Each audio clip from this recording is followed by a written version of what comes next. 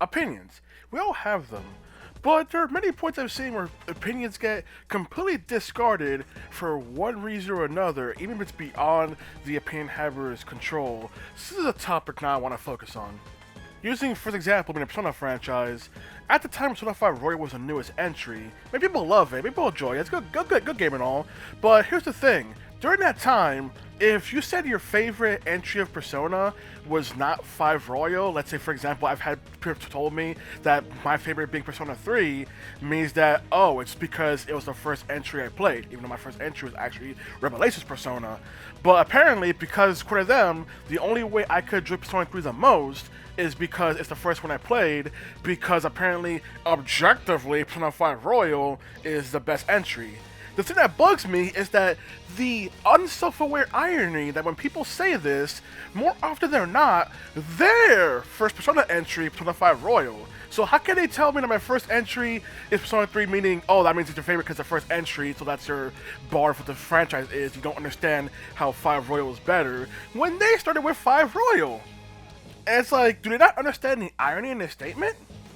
That's enough to get your opinion discarded. The idea that if your favorite is your first entry, or if people think your favorite is your first entry in a franchise, which I don't even understand the kind of logic.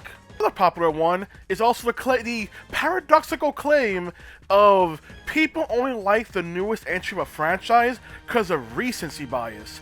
But then you have the paradoxical counter option, which is, oh, you only dislike this thing because the newest entry. Which is it? Is it the fact that someone dislikes something because it's the most recent thing, or do they like it because the most recent thing?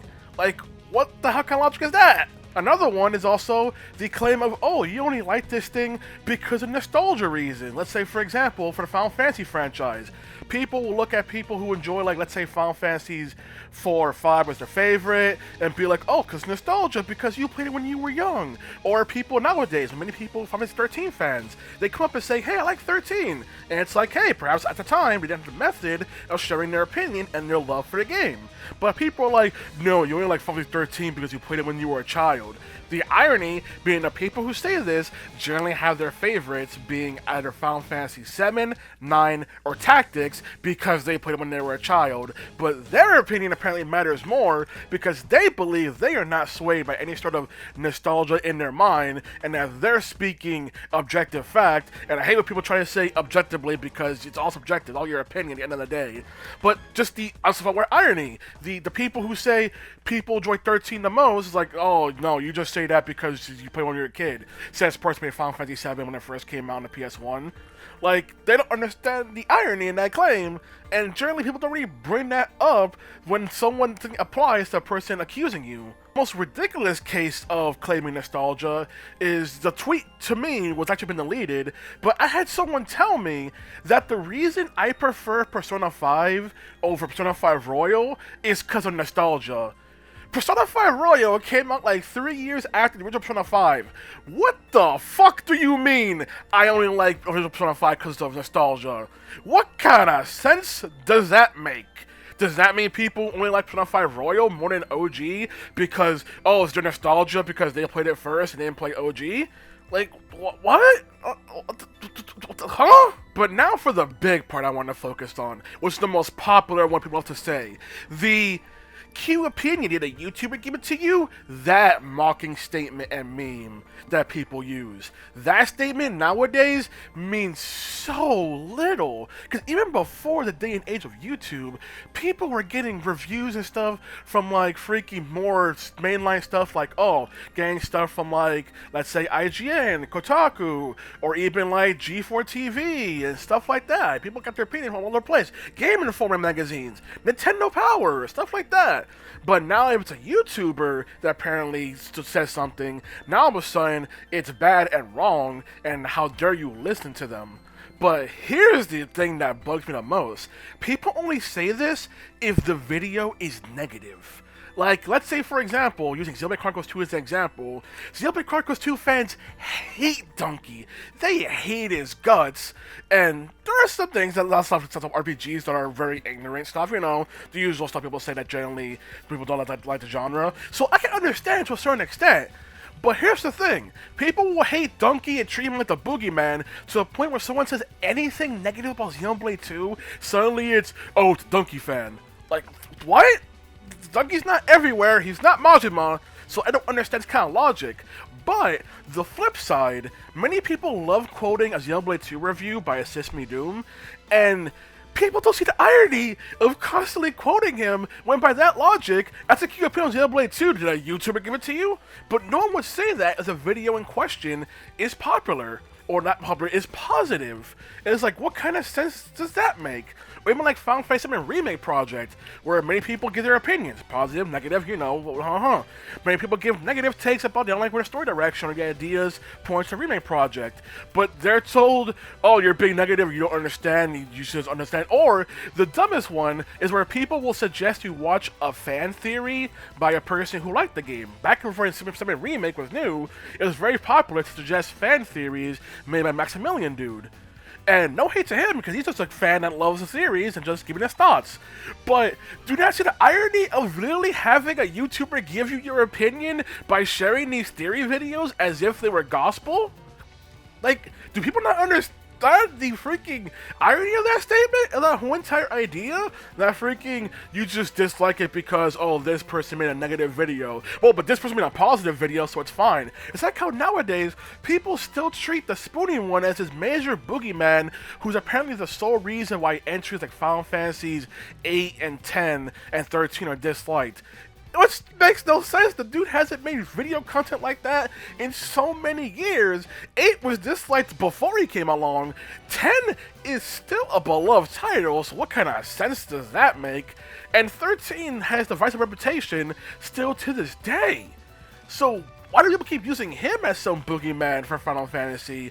As if this one man had the power to mold an entire fan base's opinion on a game series. Like, huh? But once again, I bet if he made a positive video, suddenly it'd be like, no, he's a genius, he understood everything, and he is a pioneer of videos and opinions of Final Fantasy. Back to the Xenoblade 2 point, what makes it even weirder is that people will cite Donkey's video, which wasn't even a review, it was just a video, on Xenoblade 2, and being like, well, what does Donkey know? He doesn't like RPGs, which is true. But then, rolling back to Assist Me Doom, who's also noted as not really being a big fan of the RPG genre, suddenly it's him liking Xenoblade 2 is so special because he doesn't like RPGs much. Suddenly the doesn't like RPG thing is suddenly more of a positive thing rather than now a negative towards the person. Suddenly it's, this game is so special because someone that's like RPGs enjoyed it, when before it's, of course you won't like it, you don't like RPGs.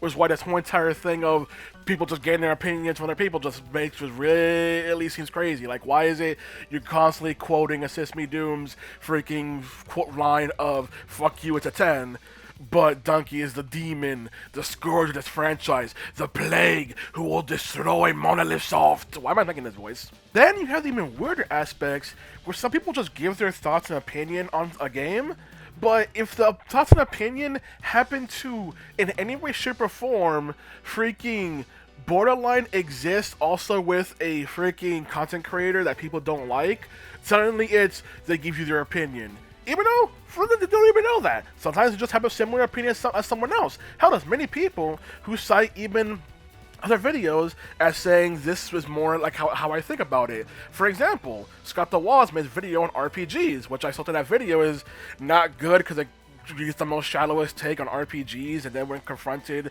with action RPGs that don't fit the mold of the freaking small definition RPGs, suddenly it's, well, that's just a hack and slash with numbers, which I feel like the video's not good. Also, Donkey's in that video, but people will cite that video that explains their opinion on RPGs, that Scott can respect a genre, even though he ends the video by saying fuck you to a list of RPGs, but they can respect the genre even if he personally doesn't find enjoyment out of it.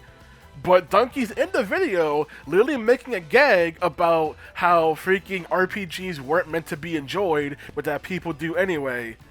And suddenly it's, well, Scott's not like Donkey at all. He literally had Donkey in the goddamn video. And people telling me that, why am I comparing Donkey's taking RPGs to Scott's? Well, they both see RPGs in the most superficial way possible. They both don't like them, but I guess because Scott says it in a nice way, apparently that makes it different, even though it's still the same kind of logic going around. But apparently, that makes me the crazy one for comparing the two, especially when Donkey is literally in the Scott the Waltz RPG video. I don't understand. Opinions nowadays are so attacked for any small reason that people will love believing that someone can't honestly have an opinion on something. They just pretty much are saying, no, it must have been given to them. There must have been someone who spread the negative wave, and that's why people are saying something bad. But once again, this only applies if the video is negative in question. If it's a positive video, suddenly it's this person figured it out, and they understand it, they understand the genius, and they get it. It's only if the video is positive is it fine. It's why I made tweets talking about 5 Remake Project is the most YouTuber gave me my opinion game series I've ever seen in my life. Not just because people rely on theories from popular Final Fantasy content creators in order to pretty much be like, they figured it out, this is how the story is genius kind of thing, but it's also because of the fact that people will finish the game and be like, I can't wait for this person to say something, to give their thoughts, because apparently people are just really upset with other people's thoughts, because now, in a positive light, suddenly it's fine. It's also because some Remake Project is so baity in how it handles things. It wants you to pretty much ask developer questions that they blatantly won't give you the answers to, because I'm not even sure they know the answers to the question themselves. But people will see that and be like, no, it's just to open a discussion. If by discussion it means wait for Maximilian dude to make a video about it or go on the Easy Allies podcast to make a theory, because that's all people do, and they just link the theory to other people and go, this will fix your woes on some Remake Project, and it's like, I don't understand the kind of mentality. I just don't get it. How people don't see how this is the most YouTuber game in my opinion. And once again, discussion is not bad. Watching discussion videos, theory videos isn't a bad thing. That just shows how much you love something. But when you start throwing it out as if this will fix any issues of the project, any issues someone has with it, or their opinion isn't valid because someone with a more negative take is the one making the video, that's when it gets ridiculous. I understand why it tends to be attacked so much. It's a smaller extent nowadays, but even back in the day, you had the freaking paradoxical claim when it comes to not just video games, but anything, which is the idea of you couldn't have an opinion unless you finished it. The idea that unless you finish something, then your opinion is worthless because you didn't consume the entire thing. But then, in a paradoxical claim where, well, you must have enjoyed it, otherwise you wouldn't have finished it. The paradox of, you can't speak bad about this unless you finished it. But if you finished it, then that means you enjoyed it, because why would you finish something they didn't like? And that kind of, I remember that when I was way more prominent. Even to this day, kind of is for a bit, although nowadays people just kind of question why you would ever finish something that you don't like because time is finite. But I finish games I don't like, I finish games I despise, I finish games I like, I finish games I love. But I am a weirdo for that, because by all logic, I should drop a game I don't like, but people will look at me and be like, we must enjoy it, otherwise we wouldn't have finished it. No, I finished it because I want to finish it and see if there's any redeeming qualities in it. But apparently that makes me like, well, you must have enjoyed it, otherwise why would you have finished the game? Because you just like a game, you would obviously not want to keep playing it. But if you just drop it, give an opinion on it, you didn't finish it. It's like I've seen people who, when Persona 5 was new, OG Persona 5, they would say how Persona 5 was their favorite game of the year, and then they never finished it. I met people in person who dropped the game after like the first or second palace, and then just didn't finish the game. They just didn't finish it and had no interest in finishing it. And it's like, but how's the favorite game of the year and I could have finished it? But they didn't have to. And I was like, okay, I don't understand. But you know what? Good for them. I've met people who played Persona 5 and then refused to finish it until it came out on Switch. People who own the PS4 version of the game refused to finish the game unless it came out on Switch, which at the time had no basis of ever being a thing at that time. Nowadays, yeah, you can play Persona 5 Roll on Switch, but back then, there was no inclination. There was no hint to that. But people were like, I refuse to finish unless it's on Switch. Like, that kind of thing. Like, I don't get it, but you know what? More power to you, I guess. So it's just the whole entire thing of, like, when do opinions matter? When does someone having an opinion actually matter? It seems like the answer is, if it confirms my bias. That if opinion confirms your bias, that's when someone's opinion actually matters. That's why people don't like freaking more mainstream critics like IGN, Kotaku, whatever, Metacritic, whatever, where it's like they don't understand nothing, they don't understand games, they don't understand anything.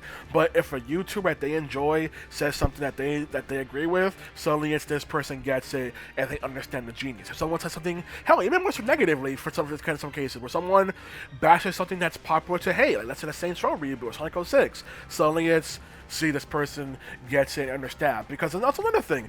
If a game is heavily bashed, but someone says something positive about it, suddenly it's also a case of this person just trying to be a contrarian. It's another thing. People love saying I'm trying to be just a contrarian, or the stupid meme image of just making sure I don't fit in, even though in a world where you're trying to be unique in your own person, you're not trying to be part of some giant cog and everything.